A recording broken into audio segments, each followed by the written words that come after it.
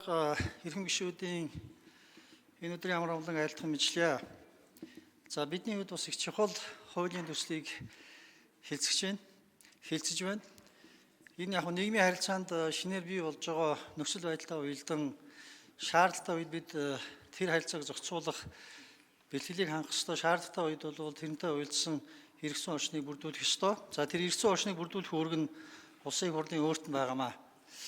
Бид одоо виртуал ертөнц буюу зохиомлоор хиймлэр бий болгосон бодит одоо ийм ертөнцид бодит орчинд олон төрлийн одоо харилцаанд ордог болсон. Тэр нь эдийн засгийн харилцаа, нийгмийн харилцаа, за цаашдаа санхүүгийн харилцаа гэдэг юм уу.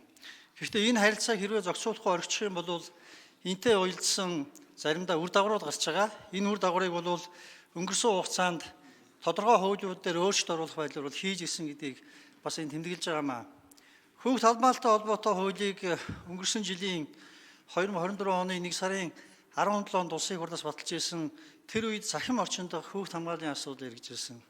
Одоо цаашдаа бол хууль болгонд захим орчинд одоо тодорхой одоо харилцаануудыг зохицуулах юм шаардлага гарах нэ гэж одоо үзэж байгаа учраас өнөөдөр бидний одоо энэ хэлцэж байгаа зөвшөөрлийн тухай хуультай уялдан сахин мөрөйтэй тоглоомын асуудлыг цаашдаа бид зохицуулах шаардлага үүссэн юм байна гэдгийг та бүхний одоо хэлцүүлэх явцад гарсан саналуудаас бол ойлголоо.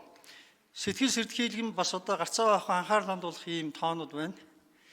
500 саяд одоо доллартай тэмцэх ийм одоо мөнгөн өрг бол гадагшаа гараа явчихсан гэдэг ийм тоо хэлж байна.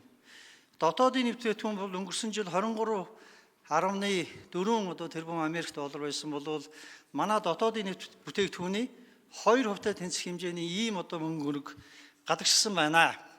За үүнийг валютын нөөцөөр аваад үзвэл сая бас ажлын хэсгийн хахлагч учрал сайд бол танилцуулж байна.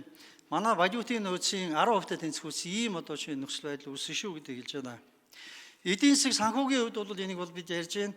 Нийгмийн үр дагавар нь бол бүр үннээс одоо бас ноцтой байхаар байгаа юм. Нийгмийн үр дагавар нь донтолт гэдэг одоо томоохон одоо ийм нөхцөл байдлыг ийм одоо өвчнийг бол газар авахд өргөж байна. Захим тоглоомд донтно гэдэг бол сэтгэл зүйн чиглэлээр үйлчлэг үзүүлж байгаа энэ одоо мэргэжлийн улсуудын үйлчлэг үзүүлдэг ажлынх нь бараг 80% боллоо гэдэг ийм бас ноцтой статистик хэлж байна. Энэ үүднээс наваад үзвэл та бид энэ хуулийг бол зайлшгүй хэлцэх ёстой юм байна. Хэлцэхдээ мэдээж эрэг тодорхой зүйлүүдийг өнөөдөр та бүхний ярьсан саналуудаа уялдуулсан байдлаар наривчилж бас ярилцах, зохицуултуудын талаас бас хэлцэх юм шаардлага бол байгаа юм байна.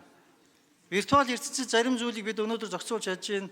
Зарим зүйлийг зохицуулж чадахгүй байна. Энэ техникийн хязгаарлалтууд байгаа бах. За тэрнээс гадна магад технологийн хязгаарлалтууд байгаа бах. За хуулийн хязгаарлалтууд байгаа. Ямар ч ихний ээлжинд бол бид хуулийн хязгаарлалтаар дамжуулсан технологийн хязгаарлалтуудыг, техникийн хязгаарлалтуудыг хийгэж ирсэн шийдвэрүүд гарах бах. Цаашдаа мэдээж хэрэг бас энтэй уялдсан байдлаар илүү боловсронгуй болгох бас зохицуултууд хийгдэж тарах нэ гэж үзэж байгаамаа.